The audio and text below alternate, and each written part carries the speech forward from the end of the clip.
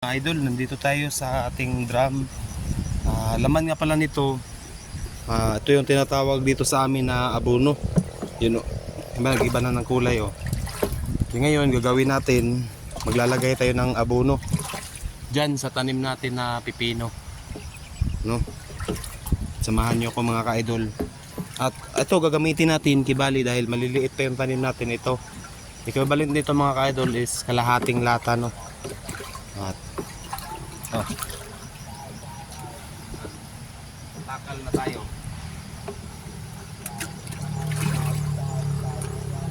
Ganyan lang mga idol. May isang gaitong puno.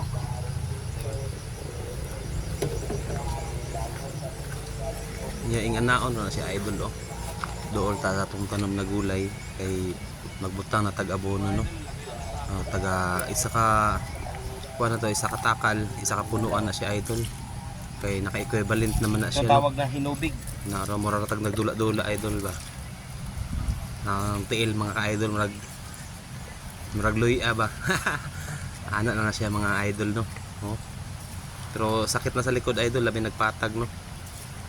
Pero para mo na siya ginagamit na to pampatambok sa tanom na to mga idol, no. Oh, di ba? Buhay ng magsasaka. Na dili maigo yang udlot mga idol para kuan ba, dili madaot yang udlot gani. Dili malaya, no. Inana bantayanan pud siya idol, dili kayo iduot sa kuan ba. Dili igo nang kanang iyang udlot.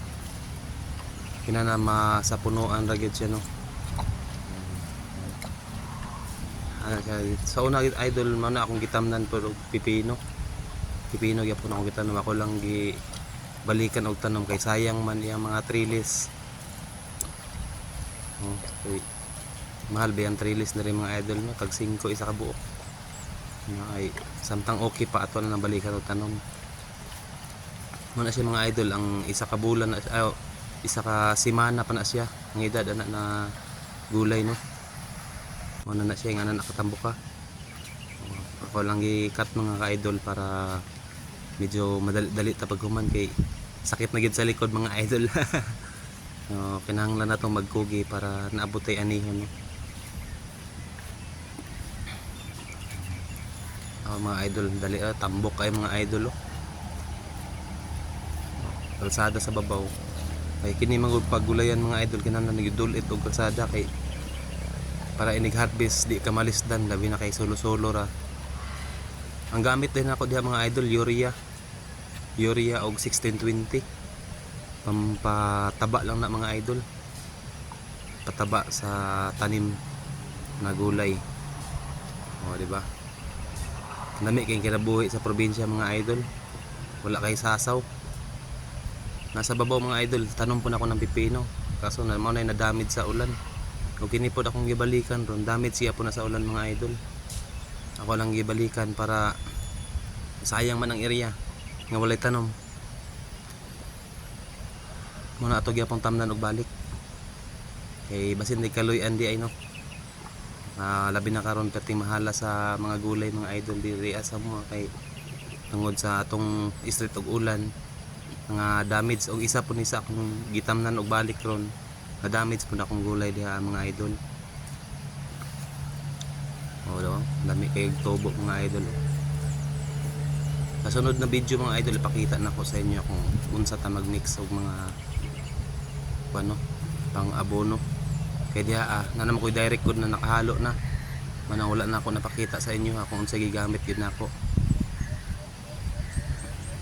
Yung mga idol, masakit sa likod. Nagtiniil ra tadi ang mga idol kay kuan man limpyo man atong tanuman, may mga tunok, no.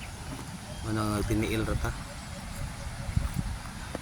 Mo ni tips mga ka-idol para tipid gyud ta sa abono gani di kita madak-an sa financing sa tong gulay ba.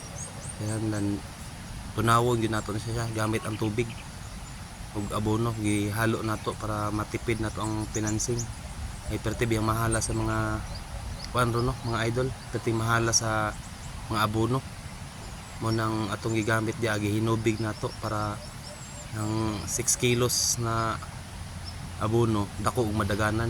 Kay kung i-direct man gud siya dili iparasa na sa hinubig gamay ra kay nagdaganan mga idol, mga pila ra kapunuan.